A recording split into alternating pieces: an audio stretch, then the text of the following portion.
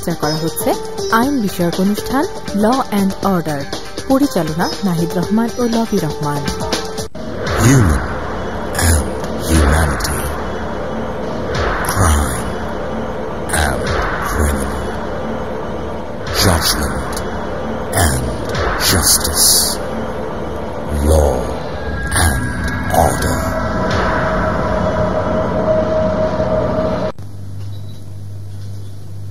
প্রিয় দর্শক, আপনাদের সকলকে সাদর আমন্ত্রণ জানাচ্ছি এটিএন বাংলা নিয়মিত আয়োজন আইন বিষয়ক অনুষ্ঠান ল অ্যান্ড অর্ডারে।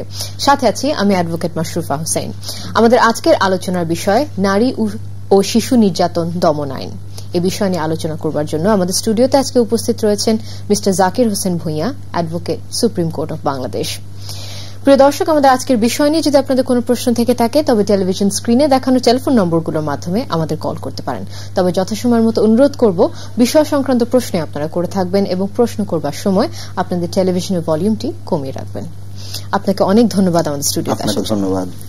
আমার প্রথম প্রশ্ন আপনার কাছে, সেটা হচ্ছে আমাদের দর্শকদের উদ্দেশ্যে যদি একটু ব্যাখ্যা করতেন যে নারী ও শিশু নির্যাতন দমন আইনটি, এটির দ্বারা আমাদের কি কি রাইটস একটা নারী এবং শিশুর জন্য প্রোটেক্টেড হয় এবং এই আইনের মূল এটাকে কেন অ্যাকচুয়ালি প্রণয়ন করা হয়, যদি একটু ব্যাখ্যা করতেন আমাদের দর্শকদের। ধন্যবাদ আপনাকে। আসলে নারী শিশু নির্যাতন আইন এটা একটা স্পেশাল ল। রাইট। যুগ যুগ ধরে বিশ্বে নারী শিশুদেরকে যেভাবে নির্যাতন করা হয়েছিল তারই একটা প্রয়োজনীয়তা, গুরুত্ব চিন্তা করে সরকার এই আইনটা প্রণয়ন করে। যেহেতু এই নারী শিশু নির্যাতন আইনের মাধ্যম ছাড়াও আমাদের দেশে দণ্ডবিধি এবং অন্যান্য আইনেও কিন্তু এই ধরনের প্রতিকার ছিল। কিন্তু সরকার যেহেতু ভেবেছিলেন যে যেহেতু প্রচুর পরিমাণে এই ধরনের নিপীড়ন নির্যাতন শিকার হচ্ছে পুরো মহিলা বা মেয়ে বা নারী বা শিশু, এই প্রেক্ষাপটে যারা ছিলেন, যার জন্য সরকার এই আইনটা প্রণয়ন করা হয় এবং এই আইনের মাধ্যমে স্পেশালি যেন আইনটা যেন খুব দ্রুতভাবে কার্যকর করার মাধ্যমে যদি একটা অন্যায় হয়ে থাকে সেটা যেন প্রতিকার করতে পারে, সেই জন্য এই আইনটা প্রণয়ন করা হয় এবং আইনটাকে নিয়ে আসা হয়। আচ্ছা, তো এখানে একটা বেসিক কি কি রাইটস প্রোটেক্টেড আছে আমরা যদি মূল আইনটাতে? এখানের মধ্যে বেসিক রাইট যেটা আমরা যদি ধরে নিতে পারি, একটা শিশু তাকে যদি নির্যাতন করা হয়, তাকে বিভিন্ন ভাবে অপহরণ করা হচ্ছে, তাকে বিভিন্ন দাহ্যকারী পদার্থ দিয়ে তাকে ধরেন বিভিন্ন ভাবে নির্যাতন করা যদি হয় এবং অপহরণ করা হয়, শিশু নারীদের স্পেশালি তাদেরকে যে রাইটগুলি ছিল মানবিকভাবে আমাদের সংবিধানে যে রাইটগুলি দেওয়া আছে এইগুলি প্রোটেক্ট করার জন্য এই আইনটার মধ্যে সম্মিলিত করা হয় বিষয়গুলি। আচ্ছা, আমি যদি লটার প্রি হিস্ট্রিতে আসি তাহলে আপনার মূলত আইনটা এখন যেটা প্রদত্ত আছে সেটা কোন সালের আইন? আমরা আসলে এই নারী নির্যাতন আইন প্রথমত এটা 1983 সনে সরকার উপলব্ধি যখন করলেন যে এটা নারীদের প্রতি এই ধরনের বিভিন্ন ধরনের সমস্যা তৈরি হচ্ছে, তখন নারী নির্যাতন আইন হিসাবে 1983 সনে এটা করা হয়। তো তখন যখন দেখা গেল সেখানে শিশু অন্তর্ভুক্ত করা হয় নাই, তখন 1985 সনে নারী এবং শিশু প্রবর্তন আইন করা হয়। 85 সনের আইনের পরে সেখানেও যখন পরিপূর্ণতা না আসার কারণে 1995 সনে নারী ও শিশু নির্যাতন এই আইনটা করা হয় এবং সেখানে পরবর্তী সময়ে নারী শিশু নির্যাতন দমন 2000 নামে এই আইনটাকে পরিপূর্ণ রূপ ধারণ করা হয়। কারণ প্রিভিয়াস বছরগুলিতে এই আইনের মাধ্যমে যে প্রোটেক্ট পাওয়া দরকার ছিল, যেহেতু সেগুলি কিছু ভুল ছিল, আইনের কিছু অপব্যবহারও হয়েছিল, তার কারণে এটাকে লেটেস্ট হিসেবে 2000 সনে এই আইনটাকে পরিপূর্ণভাবে নারী শিশু নির্যাতন দমন 2000 নামে প্রতিষ্ঠিত করা হয় এবং সেখানে নারী এবং শিশুদের যে সমস্ত বিষয়গুলি সেখানে ছিল সেই বিষয়গুলিকে সন্নিবেশিত করার মাধ্যমে স্পেশাল লয়ের মাধ্যমে এটাকে দেশের মানুষের জন্য কল্যাণের জন্য এটা কাজ করে এবং সেটা পরবর্তী সময় সামান্য কিছু সংশোধনী আনা হয় 2003 সনে, কিছু সামান্য কিছু বিষয় সেখানে চলে আসে। এখন মাদার একটা হচ্ছে আপনার যেটা বলছেন যে নারী শিশু নির্যাতন দমন আইন 2000 এবং কিছু শিরোনামে সেটা চলে আসছে, রাইট, এবং 2003 তে কিছু অ্যামেন্ডমেন্ট আছে, রাইট। তো আমাদের একটা টেলিফোন রয়েছে। আচ্ছা, হ্যালো। জি, আসসালামু আলাইকুম। ওয়া আলাইকুম সালাম। জি ম্যাডাম। জি, অনেক সময় গ্রামে কিছু মহিলা আছে যারা দালালরা তাদের বাহিরে কাজ দিবে বলে বিক্রি করে দেয়, কিন্তু তাদের বাহিরে নিয়ে আটকে রাখে অনেক নির্যাতিত করে, তারপর আবার আনার সময় তাদের কাছে বড়জন একটা মুক্তিপণ দাবি করে যে 1 লাখ লাগবে, 70,000 টাকা লাগবে, ওটার জন্য কি ব্যবস্থা নেওয়া যায়? আচ্ছা, ধন্যবাদ, খুব সুন্দর প্রশ্ন করেছেন আপনি। জি হ্যাঁ, উনি যে প্রশ্নটা করছেন, আমাদের প্রথমত আমরা বলতে পারি যে আমাদের প্রতিটা বিষয়ে সচেতন হতে হবে। আমরা কোন দালাল আসলো, সে কিভাবে আসলো, তার তথ্য কি, তার ঠিকানা কি, আমাদের সব জানতে হবে। আমরা একটা জিনিস জানলাম, একজন ব্যক্তি বললেন যে আমি বিদেশ পাঠিয়ে দিব, কিভাবে পাঠাবেন, তার ঠিকানা, আপনাকে সচেতনতার বিষয়টা তো অবশ্যই আছে, কিন্তু এরকম কোন সিনারিওতে আমাদের লকিং যদি সেক্ষেত্রে হয়, সেক্ষেত্রে সে আইনানুগভাবে যাকে পাঠানো হয়েছে তার ফ্যামিলির মাধ্যমে তারা ওই এলাকার মধ্যে মামলা করতে পারে। আচ্ছা, এটা কি নারী ও শিশু নির্যাতন দমন আইন? যদি শিশু যদি হয় সেক্ষেত্রে সে আইনে মামলা করতে পারে। আদারওয়াইজ মানে আইনটা সেখানে কি বিষয়ে আসবে সের উপর ডিপেন্ড করে উনি মামলা করতে পারবেন। আচ্ছা, তো এরকম একটা সিনারিওতে আপনি বলছেন যে থানায়, হ্যাঁ, উনি কনসার্ন থানায় গেলে একটা মামলা তাদেরকে যদি উনি বললে মামলাটা করতে পারবেন এবং সেটা সম্ভব। আচ্ছা, এবং প্রতিকার পাওয়া সম্ভব। আমাদের আরো একটা ফোন রয়েছে। হ্যালো, আসসালামু আলাইকুম। ওয়ালাইকুম সালাম। জি, কোন স্বামী স্ত্রী, ঠিক আছে, জি, যদি ছেলেকে ডিভোর্স দেয়, এই ক্ষেত্রে কি দেনমোহর দেওয়া লাগবে? স্ত্রী যদি ছেলেকে ডিভোর্স দেয়, মানে স্বামীকে ডিভোর্স দেয়, সেই ক্ষেত্রে দেনমোহর দেওয়া লাগবে কিনা?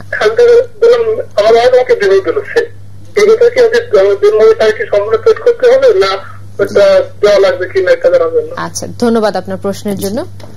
দেনমোহর বিষয়টি হলো, বিয়ে যখন হবে স্বামী স্ত্রীর মধ্যে দেনমোহরটা স্ত্রীর প্রাপ্য। অনেক পুরুষেরা মনে করে যে হয়তো সংসারে কোনো প্রবলেম হলো, মনে করে যে আমি যদি ডিভোর্স দেই সেক্ষেত্রে দেনমোহর টাকাটা দিতে হবে না, কিন্তু বেসিক্যালি তা না। দেনমোহরের টাকাটা তাকে দিতেই হবে। এটা হলো স্ত্রীর অধিকার, তার পাওয়া জিনিস। আমরা যদি কোথাও কারোর কাছে যদি লোন নেই, ধার নেই, যেমন আমি I will pay the amount, similarly দেনমোহরের টাকাটা স্ত্রীর অধিকার এবং এটা প্রাপ্য এবং এটা তাকে দিতেই হবে। আইনানুগভাবে বা ধর্মীয় বিধান মোতাবেক আমাদের যারা ইসলাম ধর্মে বিশ্বাস করি তাদের ক্ষেত্রেও কোনোভাবে এটা মাপ নাই। স্ত্রীর পাওনা এটা, উনি যদি স্ত্রী যদি মনে করে যে না আমি নিলাম না, সেটা ভিন্ন বিষয়, বাট চাহিদা মাত্র দিতে হবে, এটা তার অধিকার। দর্শক, আশা করি আপনি আপনার প্রশ্নের উত্তর পেয়ে গেছেন। এই ক্ষেত্রে যদি কোনো নারী তার হাজবেন্ডকে ডিভোর্স দিয়ে থাকে, তবে তাকে, এটার মানে এই না যে তাকে দেনমোহর দিতে হবে না, তাকে দেনমোহরটা দিতে হবে। এবং এই দেখা যায় যে কনফিউশনটা কিন্তু আসলে আমাদের অনেকের মধ্যে এটা কাজ করে, এবং এটা অনেক পুরুষ মানুষ মনে করে যে আমি হয়তো প্রবলেম ক্রিয়েট হচ্ছে। আমাদের আরো কিছু ফোন রয়েছে। হ্যালো, হ্যালো, আসসালামু আলাইকুম। ওয়ালাইকুম সালাম। জি, আমি কুয়াকাটা থেকে বলছিলাম। জি, হ্যাঁ, আমি প্রথমে জি প্রশ্ন করেন। জি বলুন, প্রশ্নটি বলুন, শুনতে পাচ্ছেন উনি? জি, আসসালামু আলাইকুম। আমি খুশি। জি হ্যাঁ, ভালো আছেন আপনি? জি, আলহামদুলিল্লাহ। বলেন, আপনার প্রশ্নটি বলেন। জি জি, হ্যাঁ স্যার, একটা প্রশ্ন ছিল। জি, প্রশ্নটি বলুন প্লিজ। তার বিয়ে হয়েছিল, তারপরে সেখান থেকে সেপারেশন হয়েছে। কথাটা বুঝি নাই। যখন দ্বিতীয় বিয়ে করতে যাচ্ছে, জি, সেখানে তার পূর্বের বিয়ের কথা উল্লেখ যদি না করে থাকে, জি, সেই ক্ষেত্রে তার দ্বিতীয় বিয়েতে কি এটার কোনো মানে বিরোধ করে থাকতে হবে? হ্যাঁ। আচ্ছা, মানে তার কি প্রথম বিয়েটাতে ডিভোর্স হয়েছে? জি জি, ডিভোর্স হয়েছে। ডিভোর্স মানে গোপন রাখা হয়েছে। আচ্ছা, পুরাটা কি কমপ্লিট হয়েছে? মানে ডিভোর্স প্রসিজার যেটা 3 মাসের পিরিয়ড যেটা থাকে। আচ্ছা, এখন সে সেকেন্ড বিয়ে করতে যাচ্ছে এবং আপনি বলছেন যে তিন যদি গোপন রাখে তাহলে কিছু প্রবলেম হবে কিনা। আচ্ছা, ধন্যবাদ আপনার প্রশ্নের জন্য। জি, সেক্ষেত্রে যদি গোপন রাখা হয় সেক্ষেত্রে প্রতারণা উনি করেছেন, সেই মর্মে উনি প্রতারণার মামলা করতে পারবেন তার বিরুদ্ধে। যেহেতু সত্য জিনিসটা উনি গোপন করলেন, সেই কারণে প্রতারণা মামলা করতে পারবেন যদি উনি করতে চান। রাইট। তো আমরা তো মূল উদ্দেশ্যটা বুঝলামই যে এই আইনটি নারী এবং শিশুদেরকে উদ্দেশ্য করে তাদের রাইটস প্রোটেক্ট করবার জন্য এটা একটা খুব বড় আকার এবং স্পেশাল ল হিসেবে আপনি বলছেন আমাদের আইনে প্রচলিত রয়েছে। তো উক্ত আইনের প্রয়োগের ক্ষেত্রে কি কোনো দুর্বলতা পরিলক্ষিত হয়? এই আইনটা আসলে বেসিক্যালি যেটা হয়, এই আইনের ক্ষেত্রে আমরা দেখতে পাই যে কিছু মিথ্যা মামলা এই আইনের ক্ষেত্রে চলে আসে। হয়তোবা মানে পারিবারিক সাংসারিক জীবনে অনেক কিছু প্রবলেম যখন তৈরি হয় স্বামী স্ত্রী বা পরিবারের মধ্যে, সেক্ষেত্রে এই আইনের কিছুটা অপপ্রয়োগ হচ্ছে, যদি সেটা আমরা জাস্ট একটু বিষয়টি একটু সিনসিয়ারলি যদি দেখি ফ্যামিলির লোকজন, তাহলে এটা অপপ্রয়োগ থেকে সম্ভব, অপপ্রয়োজন না হয়।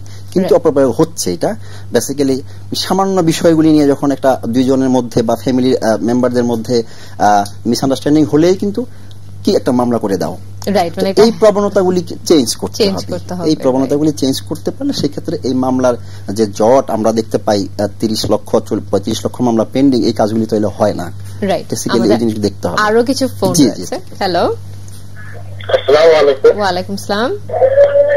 আমি মনজুরুল ইসলাম বলছিলাম রংপুর থেকে। জি, কিছুক্ষণ আগে স্যার একটা উত্তর দিলেন যে পুরুষ এবং মহিলা দেনমোহর পরিশোধ করতে হবে। জি, পুরুষ এবং মহিলা তো সম অধিকার।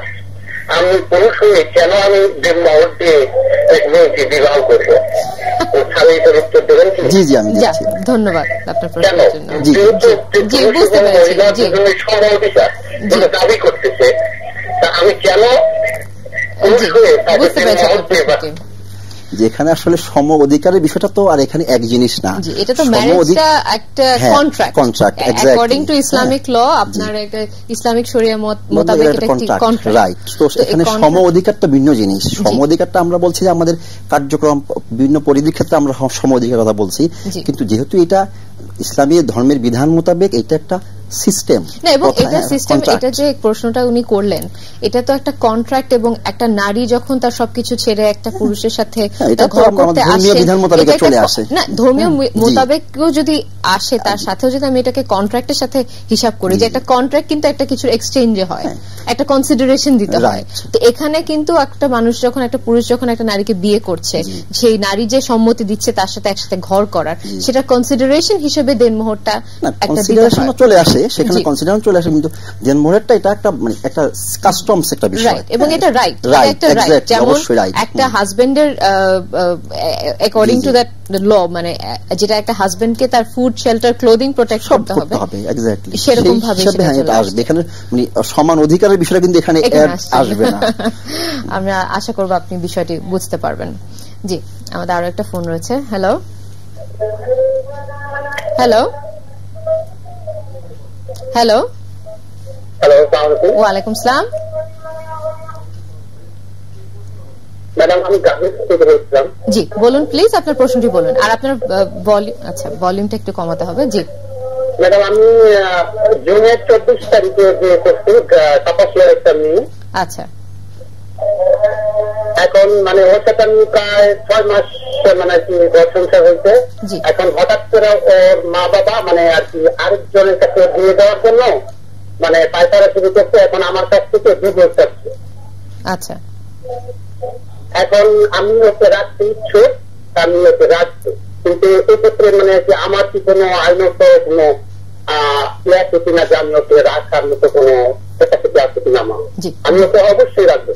জি, ধন্যবাদ আপনার প্রশ্নের জন্য। জি, এখানে বিয়ে করছেন উনি 6 মাস হয়, এবং পরবর্তী স্টেজে এখন উনার স্ত্রীকে অন্য কোথাও বিয়ে দেওয়ার জন্য চেষ্টা করা হচ্ছে। এখন আসলে বিয়ের বিষয়টা যখন আসবে, স্বামী স্ত্রীর মধ্যে যদি সে ধরনের আন্ডারস্ট্যান্ডিং না থাকে, সেক্ষেত্রে যদি ফ্যামিলি চায় যে তাকে এখান থেকে নিয়ে যাওয়া হবে, আর স্ত্রী যদি চায়, উনার ওয়াইফ যদি চাচ্ছেন যে উনি সংসার করবেন না, সেক্ষেত্রে ওয়াইফ নিজেও ডিভোর্স করতে পারেন, অথবা উনিও ডিভোর্স দিতে পারেন। হয়তো ওয়াইফ ভাবতেছে ওই ধরনের কিছু একটা হতে পারে, আমি যদি ডিভোর্স দেই সেক্ষেত্রে হয়তো দেনমোহরের টাকাটা পাবো না, ওইটা মেবি মনে করতে। এখানে কিন্তু ওয়াইফ ডিভোর্স দিতে চাচ্ছে। আচ্ছা, মানে ওয়াইফ ডিভোর্স দিতে চাচ্ছে, কিন্তু উনি ওয়াইফকে রাখতে চাচ্ছেন, কারণ উনি বলছেন যে উনার যারা ইনলস মানে অপরপক্ষের লোক, তারা ওই মেয়েকে মানে শাশুড়ি যিনি বললেন যে তার মেয়েকে আরেকজনের কাছে বিয়ে দেবার জন্য তার থেকে ডিভোর্স চাচ্ছে। এখন মেয়ে যদি স্বইচ্ছা যদি মেয়ে ডিভোর্স দিতে চায়, সেক্ষেত্রে উনি তো আটকানোর কোনো সুযোগ নাই।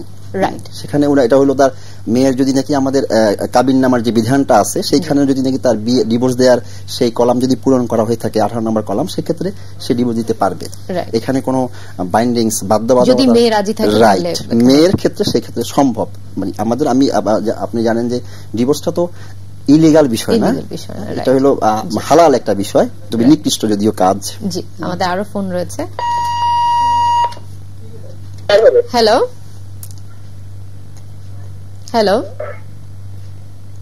আমাদের এখানকার একজন মহিলার হ্যালো, জি শুনতে পাচ্ছি, বলুন আপনার প্রশ্নটি।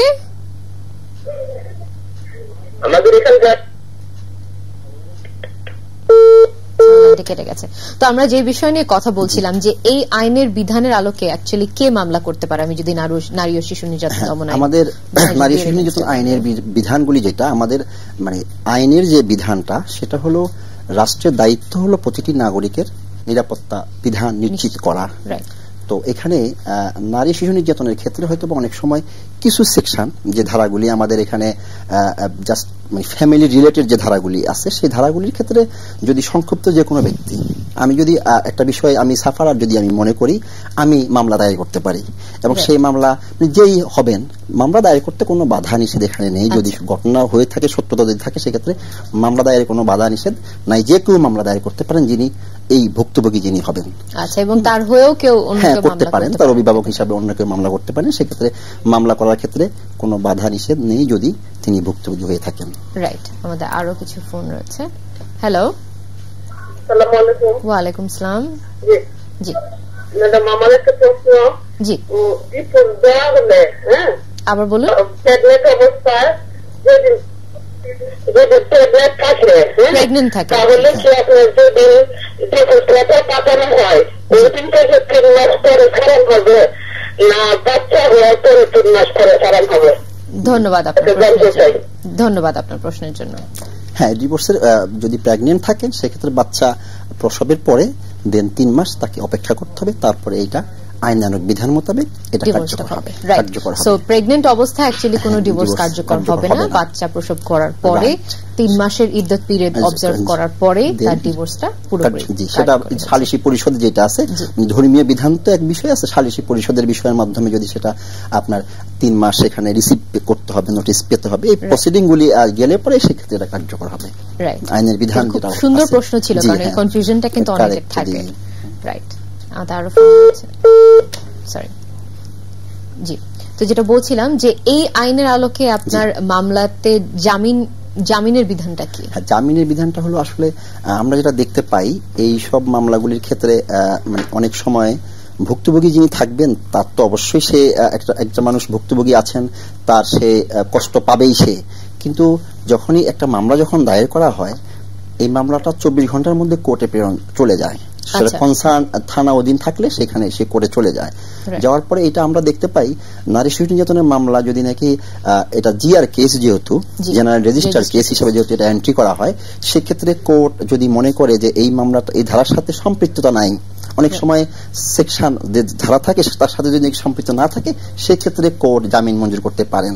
এটা কোর্টের স্বেচ্ছাধীন ইচ্ছাধীন ক্ষমতার উপর নির্ভর করে। তবে অনেক সময় আমরা দেখতে পাই যে কিছু ধারা আছে যার সাথে মামলার সাথে মিল নাই, এজাহারের সাথে সেটা যায় না, সেক্ষেত্রে কোর্ট জামিন দিতে পারেন।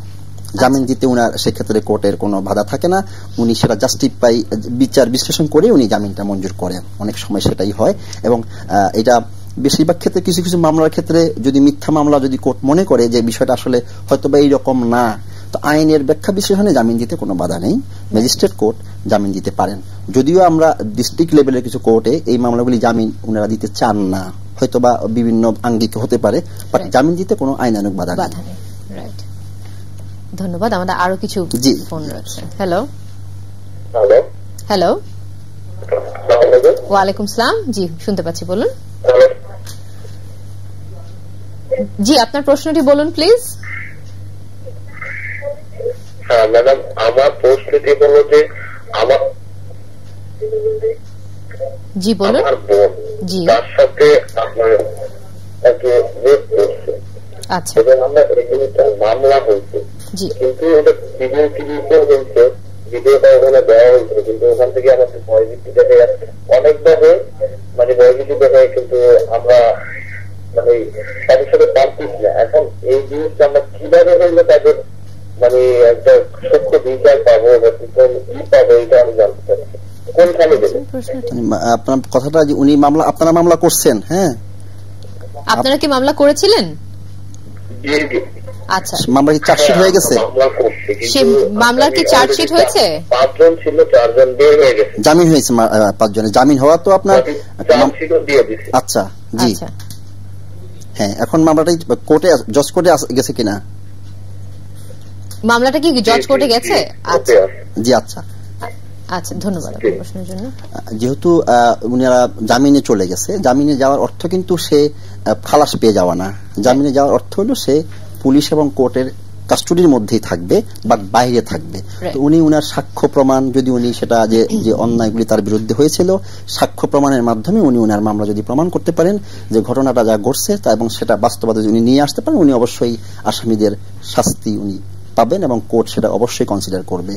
সাক্ষ্য প্রমাণ উনি প্রমাণ করতে হবে যে ঘটনাটা কিভাবে ছিল। উনি উনার সাক্ষ্য প্রমাণ সুন্দরভাবে যদি কোর্টে নিয়ে যেতে পারেন, সেক্ষেত্রে কোর্ট উনাকে অবশ্যই ন্যায় বিচার করবেন। রাইট।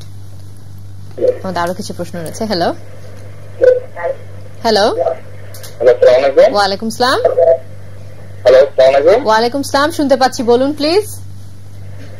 আমার প্রশ্নটা হলো যে এই যে নারী এবং শিশু নির্যাতন আইন আছে, কিন্তু আমাদের সমাজে হাজার হাজার নারীর কাছে কিন্তু পুরুষ নির্যাতিত হয়, কিন্তু তার বিষয়ে কোনো আইন নেই, কিন্তু আমরা তার খবরও রাখি না।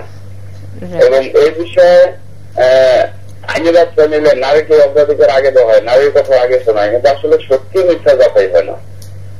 আমার প্রশ্ন হলো যে আসলে এটা আসলে ঠিক না, এই আইনটা বিষয়ে কিছু আলোচনা। আর একটা আমার প্রশ্ন হলো যে শিশু নির্যাতন আইন আছে, কিন্তু শিশু নির্যাতন করে অনেক অপরাধী ধরা পড়ে, কিন্তু তাদেরকে আবার জামিনে ছাড়াতে হয়। কেন জামিন? কেন সেও অপরাধীকে ধরা হয়েছে, কিন্তু তাকে জামিনে ছাড়বে কেন? তার সরাসরি তার বিচার হয়ে যাবে, সে সাজা ভোগ করতে থাকবে। তাকে জামিনে দেওয়া হয় 2 বছর, 4 বছর, 5 বছর, 10 বছর পরে দেখা যাবে তার একটা সাজা হয়। তাহলে সে যে মাঝে যে সময়টা গেল, সে যে অপরাধ করে সে ঘুরে বেড়াইতেছে, এটা সমাজের বেঁচেতে আরো মানুষ উৎসাহিত হয়। আসলে এটা কেন? এটাই আমার প্রশ্ন। জি, ধন্যবাদ, আপনি খুব সুন্দর কথা বলেছেন। আমাদের আরো একটা ফোন আছে, একসাথে নিয়ে নিচ্ছি। হ্যালো হ্যালো হ্যালো জি, আচ্ছা, তো যেটা বলছিলেন খুব আমাদের আসলে উনি যেটা বলছেন যে সমাজের মধ্যে আসলে মানে নারীদের যেমন নির্যাতনের শিকার হচ্ছে, পুরুষদের কিছু কিছু ক্ষেত্রে এমন ঘটতেছে, আমরা সেটা আমাদের অনেকে প্রশ্ন আমাদের করেন এবং অনেকে এই ধরনের সমস্যা নিয়ে আমাদের কাছে আসেন। তো সেক্ষেত্রে আমরা বেসিক্যালি এটা মানে একটা পুরুষের ক্ষেত্রেও উনি সেই আইনানুগ পদক্ষেপ নিতে পারেন যদি তার বিরুদ্ধে মানে একজন নারী যদি উনাকে সেই ধরনের একটা প্রবলেম উনি পড়েন, সেটা উনার সেই অধিকার আইনে উনার দেয়া আছে। সেই আইনটাও কিন্তু প্রচলিত আইনে আছে। সেই আমাদের যদি পুরুষের কোনো প্রবলেম যদি হয়, সেক্ষেত্রে উনি সেটা করতে পারেন। সেক্ষেত্রে কোনো বাধা নাই যে উনি করতে পারবেন না। আর নারী বিষয়টা হলো মানে উভয় পক্ষের মধ্যে, স্বামী স্ত্রী বা নারী শিশু নির্যাতনের ক্ষেত্রে শিশুদের বিষয়ে কিন্তু এখানে ভালো আইনের কাভারেজটা খুব ভালোই দেয়া আছে। সেখানে এখন জামিন তো পেতেই পারে, কারণ জামিন তো এখানে আইনের যে দীর্ঘসূত্রিতা, এখন আমাদের যেমন আপনার আইন শৃঙ্খলা বাহিনী তারা বিভিন্ন কাজ করতে হয়। তারা মানে যত আমাদের 16 কোটি 16.5 কোটি মানুষের দেশে সমস্যার তো শেষ নাই। তো একজন পুলিশ অফিসার বা একটা আদালত, তিনি তার মামলার যে জট, এই প্রেক্ষাপটে যেহেতু দীর্ঘসূত্রিতা মামলা চলে আসে, সেহেতু জামিন পেতে বা জামিন দেওয়ার অর্থ সে খালাস পাওয়া না বা সে একদম তার বিরুদ্ধে কার্যক্রম শেষ হয়ে যাওয়া না। সেক্ষেত্রে আমাদেরকে সচেতন হতে হবে। এবং এখানে আরো একটা কথা বলতে হয় যে যেমন আমাদের আইনে একটা কথা আছে না যে everyone is presumed to be innocent until proved guilty. সেখানে ওই একটা বেসিসে তো এটা হইতে পারে না, করা সম্ভব না দেখে এটা একজনের বিরুদ্ধে মামলা হলে তো সে অপরাধী হতে পারে না। এবং এখানে আরো একটা বিষয় আমার মনে হয় আছে যে যেহেতু নারী ও শিশু নির্যাতন দমন আইনের বিষয়টা অনেক পাবলিকের কাছে এটা মানে পরিচিত, ওই পুরুষ নির্যাতন আইন বলে যেহেতু কোনো আলাদা কোনো আইন নেই, সেজন্য এটা একটা অফেন একটা মানে একটা ডিসক্রিমিনেশন তারা মনে করে থাকে যে পুরুষের নির্যাতনের জন্য কোনো আইন নেই কেন। কিন্তু অবশ্যই পুরুষ যদি নির্যাতিত হয়, সেক্ষেত্রে যে আইনে কোনো ল নেই তাকে প্রোটেক্ট করার জন্য, অবশ্যই আইন আছে। আইনের সে কার্যক্রম হয়তো বা উনি সেভাবে চিন্তা করেন নাই, অবশ্যই আইন আছে এবং সেই আইন অনুযায়ী তিনি বিচার চাইতে পারেন। অবশ্যই সেক্ষেত্রে উনি কোনো বাধা নাই যে উনি বিচার চাইতে পারবেন না। রাইট। তো এই আইনের সাথে এই যে নারী ও শিশু নির্যাতন দমন আইনের সাথে যৌতুক নিরোধ আইনের মানে এখানে সংঘর্ষিকতা বা অমিলটা কোথায়? এখানে আসলে নারী শিশু নির্যাতন আইনের কিছু কিছু যে ধারাগুলি সেখানে আছে, আমরা দেখতে পাই যেমন নারী শিশু নির্যাতন আইনের অনেক ধারাই আছে। সেখানের মধ্যে যে ধারাগুলি সেখানে আছে, এর সাথে যৌতুক নিরোধ আইনের যে 4 ধারা একটা আছে, এখানে সাংঘর্ষিক হল এই হিসাবে যে যৌতুক নিরোধ আইনের 4 ধারা বলছে আপনি যৌতুক দাবি করলেই 5 বছর সাজা দাবি করবেন যদি প্রমাণ যদি হয় সেক্ষেত্রে। আর নারী শিশু নির্যাতন আইনের 11 গ ধারা বলছে যে আপনি সিম্পল হার্ট যদি করেন, সাধারণ জখম যদি করেন, সেক্ষেত্রে সাজা 3 বছর কম বেশি। তো এখানে বিষয়টা কিন্তু একটু সাংঘর্ষিকই, কারণ আমি এখানে শুধু দাবি করলাম, সেক্ষেত্রে আমার সাজা হলো 5 বছর, আর আমি এখানে আহত করলাম, সেখানে আমার সাজা হলো 3 বছর। তো এই বিষয়টা আসলে হয়তোবা বিভিন্ন আঙ্গিকে গভর্নমেন্ট হয়তোবা জিনিসগুলি দেখবেন, হয়তোবা এটা ধীরে সুস্থে আরো ডেভেলপমেন্ট আসতেছে, যেহেতু আইনের সংশোধন হচ্ছে, তো সেই হিসাবে বিষয়টা একটু সাংঘর্ষিকই। এবং এইসব ক্ষেত্রে দেখা যায় যে মানে একের পর এক মামলা, যদি মিথ্যা মামলা যদি হয়, সেক্ষেত্রে করা সহজ, করতেছে করা সহজ। এবং এই আইনের দ্বারা আমাদের যেহেতু সময়ের স্বল্পতা রয়েছে, যে এই আইন দ্বারা যদি মিথ্যা মামলা হয়ে থাকে, সেক্ষেত্রে কি পদক্ষেপ গ্রহণ করা যায়? যদি কেউ মিথ্যা মামলা করে, সেক্ষেত্রে মিথ্যা মামলা যিনি করবেন, তাকে এটা যার বিরুদ্ধে করবেন তিনি সেটা কমপ্লেন করবেন ট্রাইব্যুনালে, লন্ডন ট্রাইব্যুনালে। কমপ্লেন করার পরে তার বিরুদ্ধে 7 বছর সাজার মেয়াদ, সাজা কম বেশি হওয়ার বিধান আইনের মধ্যে আছে। সেকশন 17 ধারার বিধান মোতাবেক তার বিরুদ্ধে সাজা, তিনি মিথ্যা মামলা করার দায়ে তার সাজা হওয়ার বিধানটা এই আইনে উল্লেখ করা আছে। আচ্ছা, তো এটা এমন না যে আপনার ধরেন পার পেয়ে যাবে, সুযোগ নাই, এটা এই ধরনের আইনটার মধ্যে বিধানটাই বলা আছে, যদি মিথ্যা মামলা দায়ের করা হয়, সেক্ষেত্রে সে প্রতিকার, তার বিরুদ্ধে বাদীর বিরুদ্ধে প্রতিকার নেওয়ার সুযোগ আইনে রয়েছে। আচ্ছা, কারণ এরকম অনেক দেখা যায় যে মানে মানুষের একটা মানে হয়তো পুরুষদের মধ্যে একটা প্রবলেম হচ্ছে, ভয় কাজ করে যে এটা তো একটা নারীর জন্য একটা ওয়েপেন, তারা ইচ্ছা মতো এটাকে মিসইউজ করে তাদেরকে একটা মিসইউজ করতে পারে, এবং অনেক ক্ষেত্রে হচ্ছে, সব হচ্ছে তা না, অনেক ক্ষেত্রে সত্য ঘটনা ঘটতেছে, অনেক ক্ষেত্রে মিসইউজ হচ্ছে। তো সেই বিষয়গুলি আসলে এখন আমাদের এটা আসলে কোনো ওয়েপেন দেওয়া না তাদেরকে, এটা যে অ্যাকচুয়ালি যে এটা মিথ্যা মামলা করে আমি খুব পার পেয়ে যাব, সেই ধরনের সুযোগ এখানে কিন্তু দেওয়া হয় নাই, সেই জিনিসটা এখানে কভার করা আছে আইনের মধ্যে। রাইট। তো আমরা আসলে অনেক ইন্টারেস্টিং একটা ডিসকাশনের মধ্যে ছিলাম, কিন্তু আরো কিছু প্রশ্ন আপনাকে যাওয়ার আগে করতে যাচ্ছি, সেটা হচ্ছে যে এই আইনের আলোকে মামলাটা কিভাবে দায়ের করতে হয় যদি আমাদের দর্শক। এই আইনের আলোকে যদি কেউ ভুক্তভোগী হন, উনি দুই ভাবে মামলা দায়ের করতে পারেন। একটা হলো উনি থানায় সরাসরি এজাহার করতে পারেন, উনি এই ধারা যদি মামলা করেন, উনাকে যদি আহত করা হয়, হার্ট যদি করা হয়, সেক্ষেত্রে উনি থানায় এজাহার করতে পারেন, উইথ সার্টিফিকেট, ডাক্তার একটা সার্টিফিকেটের মাধ্যমে উনি করতে পারেন। আর আরেকটা ওই হলো যদি থানায় যদি মামলা গ্রহণ না করে বা গ্রহণ করতে অস্বীকৃতি জ্ঞাপন করে, সেক্ষেত্রে উনি সরাসরি লন্ডন ট্রাইব্যুনালে মামলা করতে পারবেন। অ্যাফিডেভিটের মাধ্যমে উনি হলফ করে বলবেন যে হ্যাঁ, আমার বিরুদ্ধে এই ঘটনাটা ঘটেছিল এবং থানায় আমি গিয়ে মামলা নেয় নাই, তার জন্য লন্ডন কোর্ট ট্রাইব্যুনাল এটা নিতে পারেন। উনি দুই ভাবে মামলাটা দায়ের করতে পারেন, এই বিধানটা এখানে দেয়া আছে আইনের মধ্যে। শুধু এই মানে স্পেসিফিক দুইটা আইনের ক্ষেত্রে, নারী শিশু নির্যাতন আইনের 11 এবং 7 এবং 30 ধারার বিধানগুলির মধ্যে এইটা সম্ভব কোর্টের মাধ্যমে করতে পারে। আচ্ছা, আর এই আইনের আলোকে সংগঠিত অপরাধের তদন্তের সময়সীমা, তদন্ত আসলে এটা তদন্তের যেহেতু স্পেশাল ল এবং এটা প্রচলিত আইন থেকে ডিফারেন্ট ভাবে করা হয়েছে, সেই কারণে এখানে টাইম ফ্রেম করে দেয়া আছে। যদি কোনো আসামি হাতে নাতে গ্রেপ্তার হয়, তাহলে তাকে 7 কার্য দিবসের মধ্যে, এটা হয়তো টাইম এক্সটেন্ড আছে 15 ডেজ, 30 ডেজ, এভাবে 60 ডেজ, 90 ডেজের মধ্যে এই ধরনের একটা টাইম ফ্রেম দেওয়া আছে। এর মধ্যে তাকে তদন্ত কার্যক্রম শেষ করে মামলা বিচারের জন্য রেডি করে প্রস্তুত করে পাঠিয়ে দিতে হবে, এই ধরনের বিধান আইনে দেয়া আছে। এবং তদন্তকারী কর্মকর্তা যদি তিনি এটা সুনির্দিষ্টভাবে না করতে পারেন, তার বিরুদ্ধেও কিন্তু বিভাগীয় ব্যবস্থার বিধান আইনের মধ্যে কিন্তু আছে। ভালো একটা সিস্টেম এখানে আছে, যেন তড়িৎ যেন উনি তার দায়িত্ব জ্ঞান পালন করতে পারেন, এই বিষয়টা কিন্তু আইনে দেয়া আছে। আচ্ছা, খুব সুন্দর একটা কথা রয়েছে।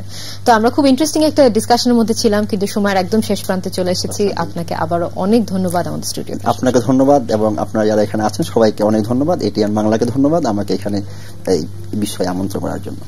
প্রিয় দর্শক, আশা করি আমাদের আজকের এই আলোচনা অনুষ্ঠানের মাধ্যমে এই গুরুত্বপূর্ণ বিষয়টি নিয়ে আপনারা কিছুটা হলেও জানতে পেরেছেন। এরকম আরো অনেক বিষয় নিয়ে ফিরে আসবো আপনাদের সামনে। দেখতে থাকুন ল এন্ড অর্ডার। দেখা হবে আবারও।